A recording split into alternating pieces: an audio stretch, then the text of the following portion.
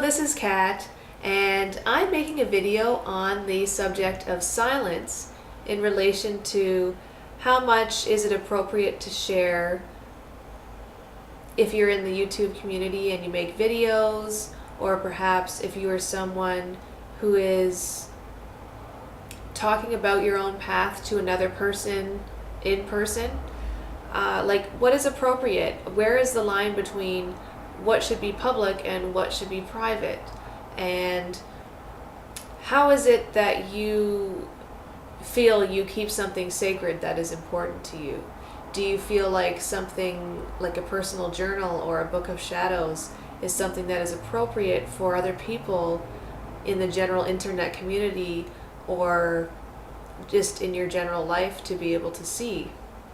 Does somehow seeing your altar or seeing your personal tools that you use in your craft or in your spiritual practice, does showing that stuff somehow degrade it for you, and does it make it less special? I usually don't make responses or videos on these kinds of topics that come up on YouTube that tons of people tend to make videos about, only for the reason that usually by the time I could get around to making a video, someone else has made an incredibly thoughtful and articulate video with pretty much my exact viewpoint anyways, so therefore it would just seem totally redundant for me to then go and bother recording one myself. But with this topic, this whole topic of silence and all the different ways and angles at which we can sort of look at it and debate about it, I feel like there's no way that anybody in one single video could touch on everything.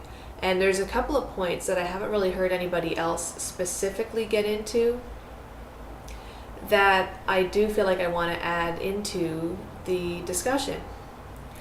So the first point that I want to make is sort of on the topic of books of shadows and altars and the physical stuff that we use in our spiritual practices that some people like to show on video and other people don't, or that now that we're talking about silence, a lot of people are now stopping to show and are going, oh, wait a second, maybe I don't want to be sharing this. Now, as you can see from the video that I'm doing right now, I have my altar in the background, and usually when I make videos, it's there. You guys know that. And I've shown you in previous videos things like my Book of Shadows before as well. And for anybody who doesn't know, a Book of Shadows is just sort of a dramatic name for a spiritual journal. And I mean, I know diaries are usually something that people don't share, and that's kind of what a Book of Shadows is, except it's even more personal because it's specifically about one's spiritual path and that extra personal part of their lives. So I guess I'm going to tell you why I share that stuff with you guys, why I feel comfortable doing it, and why I'm going to continue doing it. And it'd be cool if you had comments or feedback, or you know, if you wanted to add something to this, because I just think it's really interesting. Now, I haven't really heard anybody make this specific point, but there's a reason aside from just being enthusiastic that some people like to show their altars and books of shadows and whatnot on YouTube. And to me, it's quite obvious because it's something, it is the reason why I do it. The reason that I show you these things is because they're things, my altar, nothing on my altar was purchased from a quote-unquote witchy shop. My deity statues that you see sitting on a little shelf above my altar in the background here, up in this area, I made both of those out of clay, a little god and a goddess. I made those myself. A lot of the items on my altar I either just found outside in nature or I handcrafted myself. I made my own little pentacle tile out of clay. Like I said, I made those deity statues. It's not on my altar right now, but I made my own smudging fan for when I'm burning sage or other kinds of herbs. I also have a book of shadows, and a lot of people do this with their book of shadows. I have a book of shadows that is somewhat handcrafted. It's actually just a regular notebook that I purchased with a hard cover, but I actually cut out adhesive ribbon and decorated the cover myself with a pentagram symbol. And I know a lot of people actually buy covers and then personally put pages and posts and stain with tea the pages in order to make the pages look old, and they write with pen in there. And I mean, I also I don't type up stuff in my book, I hand write it out. And so the reason that I like to show you all these things isn't just because I'm enthusiastic and I'm like, hey, look what I made, not thinking that maybe it's something that should be kept private. The reason that I show you guys that stuff is because I feel like we live in such a commercial society where even spiritual things, it's all about what you can buy and like how much money you have. And I just want to show people that you can make stuff and it still turns out really nice. And you don't even have to be like an incredibly artistic or creative person. And I think especially with tools that we use in our spiritual practice, making them ourselves is what really makes them special. So to me, what makes my Book of Shadows special isn't the fact that no one else can see it, it's the fact that I made it.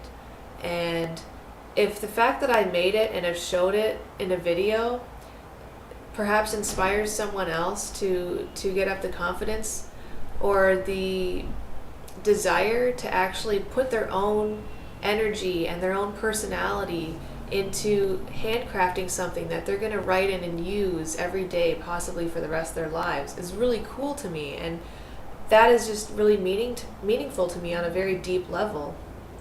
Sometimes if I show you what my altar looks like, if I've decorated it for a certain holiday, or if I'm just showing you something that I made that I'm putting on it, again, it's to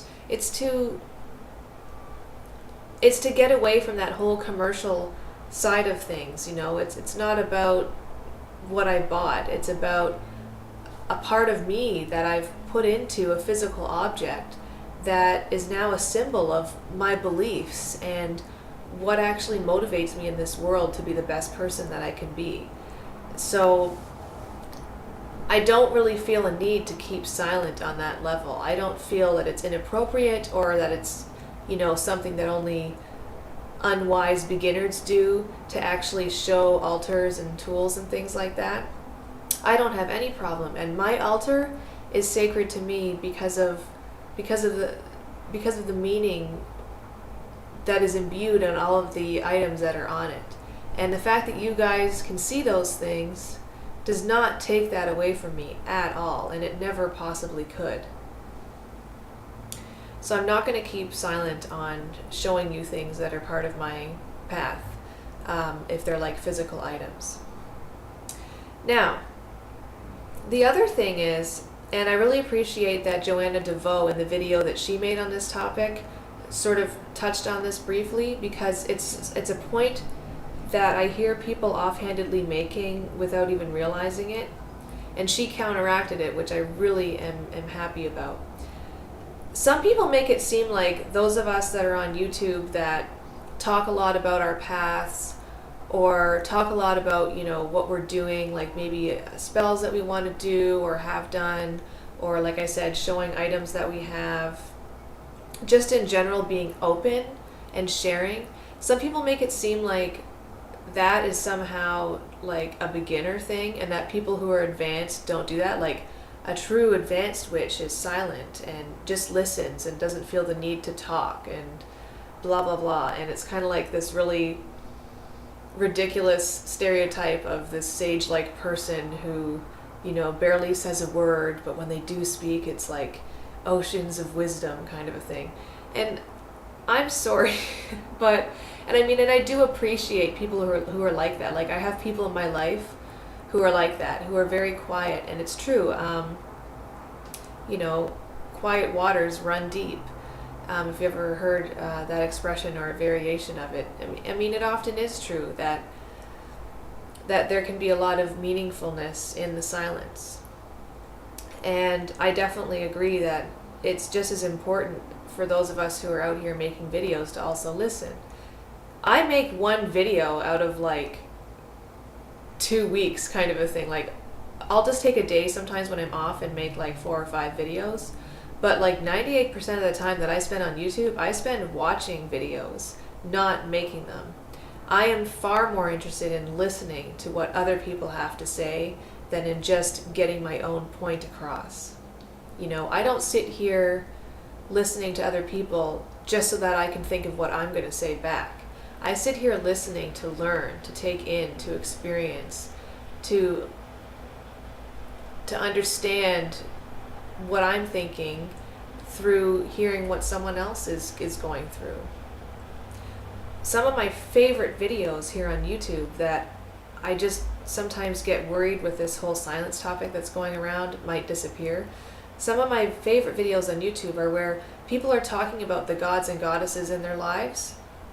And I don't mean making a video where you say, okay, this video is about Hecate, and these are all of her aspects, and these are the things that are associated with her, symbols and signs and pictures and stuff like that. And those videos are great because they are very educational. But the ones that I learn the most from are videos that are incredibly personal that people make, and I'm just afraid people are going to stop making them because of this whole silence thing that's going around. And it's where someone is just sitting there talking about like just an experience that they had between themselves and that deity. Because I think a lot of us, myself included, who work with the god and the goddess, or the lord and the lady, or just simply god or goddess alone, a lot of us work with them on more of an archetypal level or on more of a symbolic level.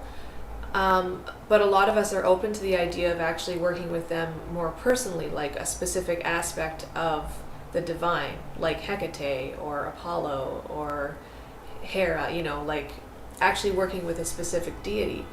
And I learned so much through people's stories just about, you know, they were having a certain kind of day at work and they were feeling really down, but then, you know, they saw like a certain animal or something when they were outside on their break, and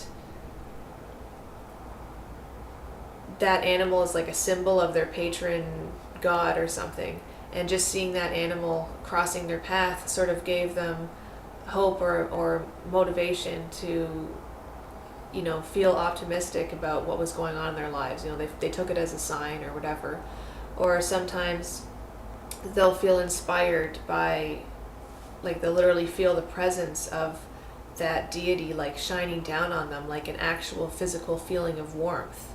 And they'll be talking about that. And to me, those videos are incredibly helpful, but they're incredibly personal for that person to make. Like, they are bearing their soul. And I don't think that bearing one's soul or showing a lot is necessarily just some rookie mistake, you know? Like, I don't think that that makes you less wise or proves that you're less advanced on your path than someone else. I think that those of us who are out here talking and sharing, that is just another kind of wisdom. That is just another kind of being advanced. Because those of us who are willing to put ourselves on camera and show things are proving the point that only in being truly vulnerable can you realize that you can't be harmed. And I used to have a quote on my page before they changed YouTube and there wasn't really space anymore for quotes now. I had a quote on my page that basically said, "Be totally vulnerable and realize that you cannot be harmed." And when you think about it, if you are really strong in yourself, there's no reason to be on guard. There's no reason to be on guard at all. A lot of people talk about, you know, wearing your heart on your sleeve and how that only gets you hurt. But it only gets you hurt if you're really sensitive. It only gets you hurt if you're not firm in that which you are. If you put yourself out there, but you do it in full confidence and in perfect love and in perfect trust, as we talk about in Wicca, there isn't anything negative that can come from that. And there isn't anything negative that you can do to anyone else either, that can come from that. So that's the other point that I wanted to make about silence. It's just that how much you talk or how much you listen has nothing to do with how advanced you are on your path.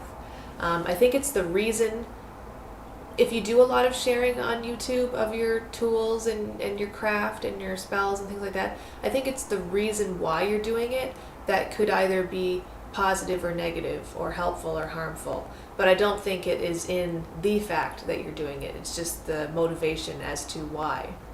If you're coming from the right place with it, I don't think that it is unhelpful, and I think it's quite the opposite. And I don't think that it's unwise. I think it's very wise. So that's my 2 cents on the topic of silence. I hope that if my video has inspired you to come to any other thoughts or conclusions, that you would do a video response, or if not a response, just, make your own and throw it out there. Because I think this is a topic that is like infinitely deep and very fascinating.